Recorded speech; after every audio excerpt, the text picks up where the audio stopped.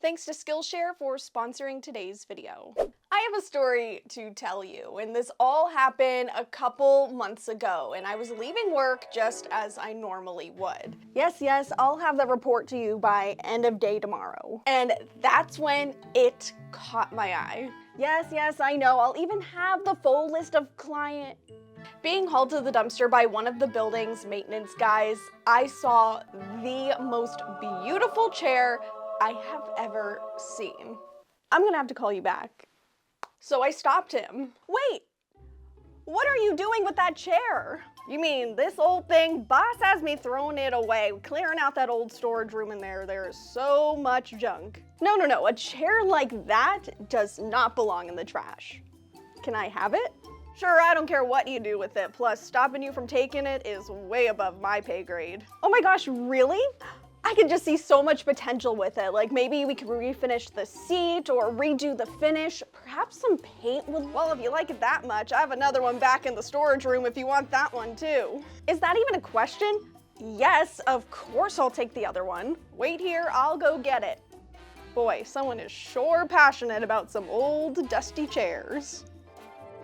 And that is how I got these chairs in my possession. So what I want to do is transform these chairs, but not in the way that I typically would in a DIY video. Because to be honest, I've had these chairs stored in this apartment for a while and I fell in love with them. I honestly love the gold velvet that is on the chairs. I think it's just really pretty and unique. And I love just the look of the cane and just the wood tone on these chairs.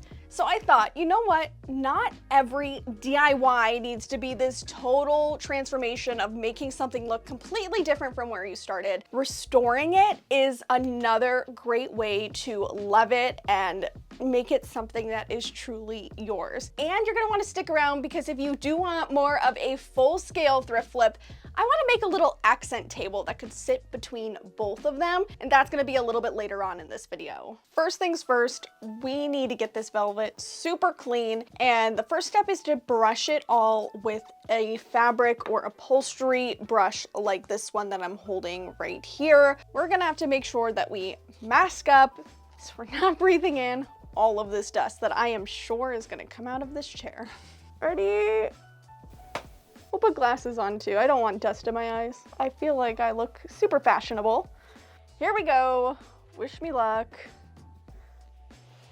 Oh, I can see it. Oh, there's so much dust. This works really well.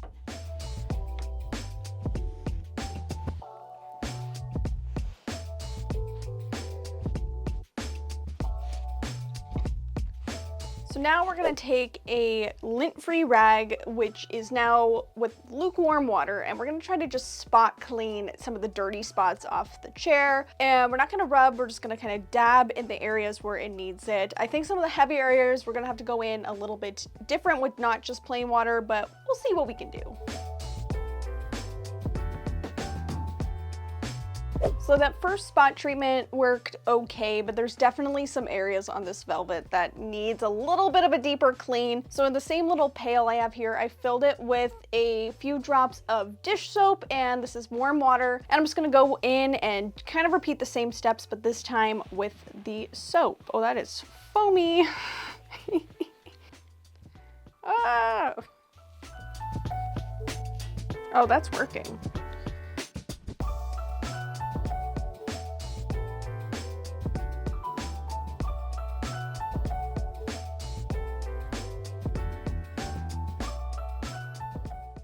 So while that velvet is drying, before we can move on to the next step, I did want to tell you a little bit about today's video sponsor, Skillshare. This bedroom makeover has been such a big undertaking, and as you saw during the little skit in the beginning, that I also work a full-time job. So finding a balance between YouTube and work and everything else that goes on is a bit of a challenge. And so that's why I've been using Skillshare to help me level up some of my productivity skills. I've been taking Skillshare's learning path, Creative Productivity, Kickstart and Sustain Any Project, and even though I've only just started on this path, I have already picked up on a few new tips, tricks, and starting to implement some new habits that I think will really make a big difference in the long run. Skillshare is the largest online learning community for creatives with thousands of classes that are led by industry pros, where you can learn anything from film,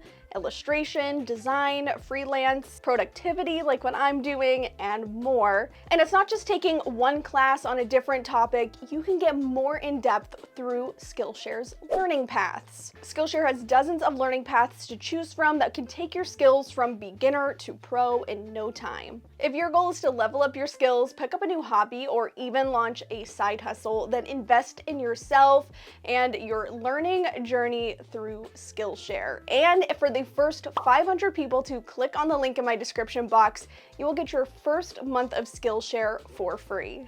So we have a lot more to tackle on these chairs, and I also want to get to that table project I teased at the beginning, so let's get back to work. The velvet is mostly dry. It's definitely going to take a couple hours to finish drying, but we're going to move on to treating the wood. And I'm going to use this really cool product called Restore Finish, which is better than using a stain or having to strip down the furniture piece. This will fix those blemishes that are in the wood. And I'm going to apply it with just a lint-free cloth right here, but if there are some more stubborn areas, I also picked up a pack of really fine steel wool that goes along with this in case we need it. But we're gonna try this method first and see what happens. So I already gave this a little test to make sure that it's going to work, but I wanna see what it can do on this huge area of damage right here. All right, we're gonna apply it on. Oh wow, I can already see that working. That's so cool.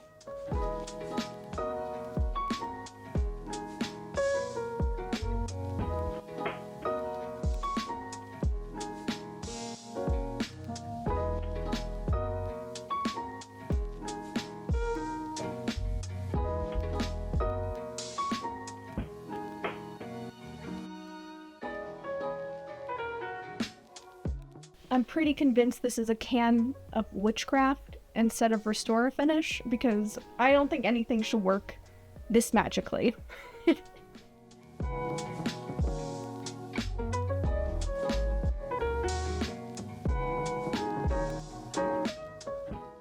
Okay, the chairs are drying before we have to put on the final finish coat on them, but let's move on to our second project, which is the accent table that I told you about. So I picked up this little table at the antique store. It was a little bit less than 20 bucks. I think it was like $18, which I think is a fair antique store price, but we're gonna do something controversial. People are gonna be mad at me for this one, and that is paint the wood furniture. I just think that this has potential of looking so much more elevated and high end if we paint this like a dark, almost black color, and then I want to do something really special with the tabletop. So I think this is going to turn out really cute, but you'll have to let me know in the comments when you see the finished result what you think of this transformation. First thing that we need to do though is just wipe everything down and clean it because it is dusty from being in that antique store.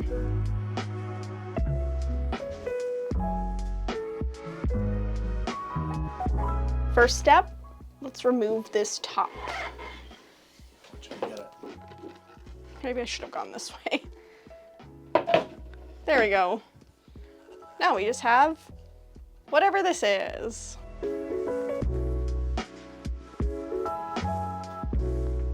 Now that I got this table all apart, I think I've noticed that this was also a DIY project at some point, that somebody built this table. So I feel like me doing my own little special DIY for it now is continuing on the legacy that it has, you know, making it so it fits my space. I don't know, that just makes it feel a little bit more special. So now what we're gonna do though is we're not gonna use this top. I have special plans that I'll show you a little bit later on in this project of how we're gonna make the tabletop, but we are gonna need to make kind of a makeshift base for the new top that's gonna be utilizing this original piece and then a little wood plaque that I picked up at the craft store. We're gonna sand that one down and assemble this back together kind of in the same fashion these two were attached and go from there.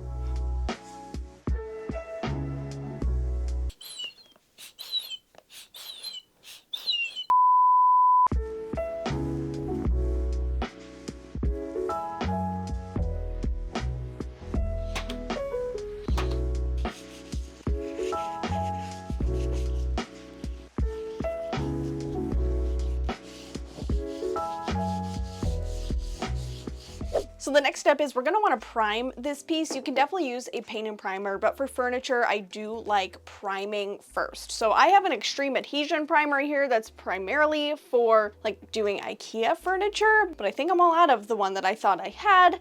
So we're just gonna make do with the white primer and then just go over with the next color of paint after this is all dry.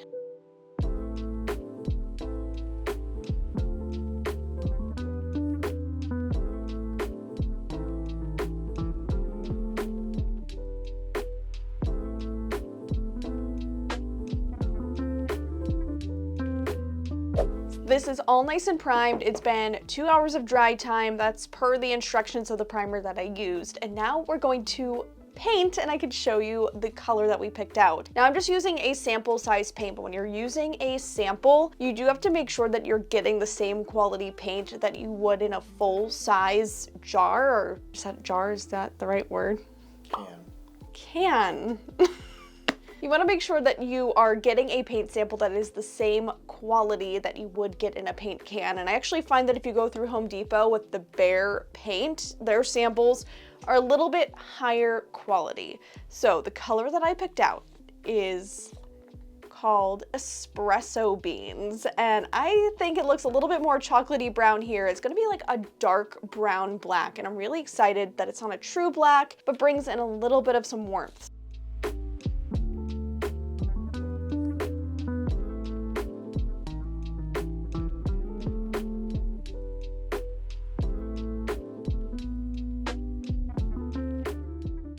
Now that we got the table base done, it is time to move on to the tabletop. Obviously, we are not gonna leave this piece right here looking like this with bare wood. There was something about it that I really wanted to do marble for this project, so that's what we have right here. And the first thing I need to do is remove the little legs that are on the bottom. I already did one. I'll show you how I did it by removing the other two.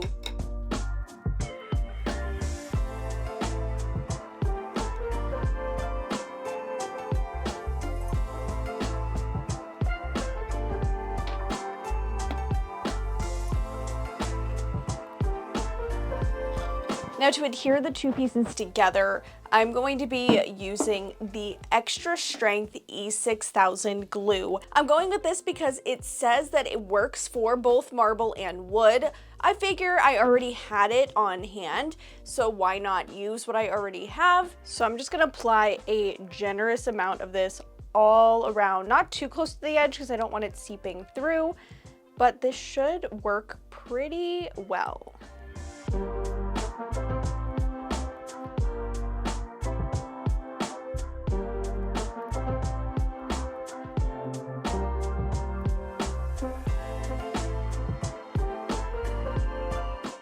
Now I'm gonna go in with feed in wax, which is what the Restore Finish said to use to follow up with over all of the wood that I applied the Restore Finish onto as the finishing touch. It says that what you need to do is apply this onto the wood, let it sit for 20 minutes, and then polish it out with a soft cloth.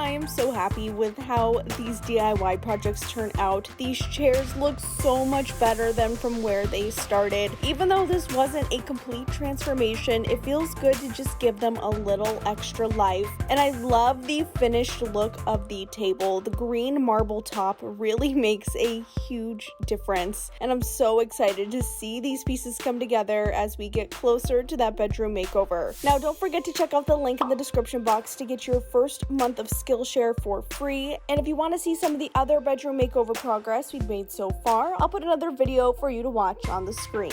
Thanks so much for watching, and I'll see you next time. Bye.